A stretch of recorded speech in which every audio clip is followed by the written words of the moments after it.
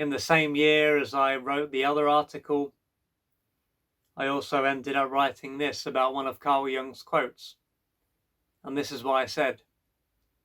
While I was looking through some of Carl Jung's quotes, one that stood out was, "Shame is a soul-eating emotion."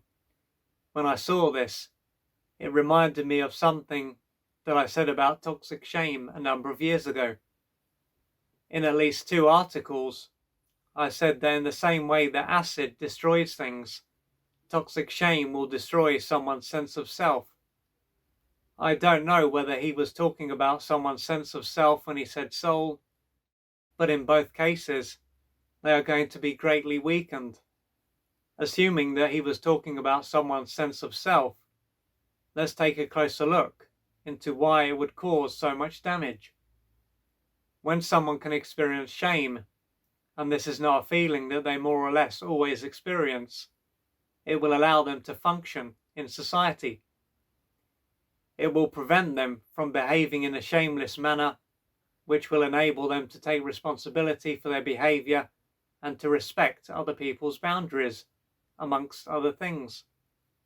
Therefore, feeling bad will allow them to correct any behavior that is destructive or infringes on others. And once they have done this, they will no longer need to feel bad.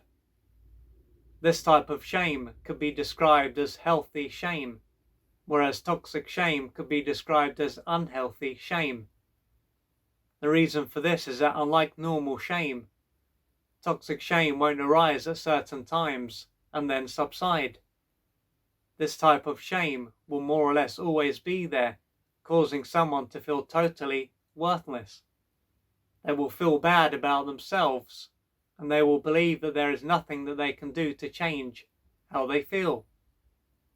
At the same time, to say that this will just be a feeling wouldn't be accurate, as it will be something that will have permeated their whole being. It is then not that they will feel worthless, they will be worthless. Due to how they feel and how they see themselves, they will most likely have the need to hide themselves from others. This can mean that they will hide their true self when they are around others, and they can isolate themselves from others. Hiding who they are will be seen as the only way that other people will accept them. Revealing their true self, on the other hand, will be seen as something that would cause them to be rejected and abandoned, and thus ostracized. Thanks to how they feel, they can be used to feeling depressed and even suicidal, but it will be as if there is nothing that they can do. They will be in an invisible prison, and ending their life may be seen as their only way out. If someone is loaded with toxic shame, it will probably mean that they experienced some kind of abuse and/or neglect during their early years. Their connection to their fellow human beings would have been severed, causing them to believe that there was something inherently wrong with them. These early experiences would have separated them from others, and they would have caused them to disconnect from themselves. The truth is that they are not worthless, and what they went through at this stage of their life doesn't have to define their life forever. Perhaps you are experiencing a lot of toxic shame right now, and if you are, please know that this doesn't mean that you are bad, inherently flawed, or worthless, and that if you open up to someone you will end up being ostracized and that your life will come to an end. There are people out there who can assist you and who will be very understanding and compassionate and empathetic, because what you went through, if you were mistreated during your early years, wasn't your fault, and it doesn't mean that you are inherently a bad and worthless human being.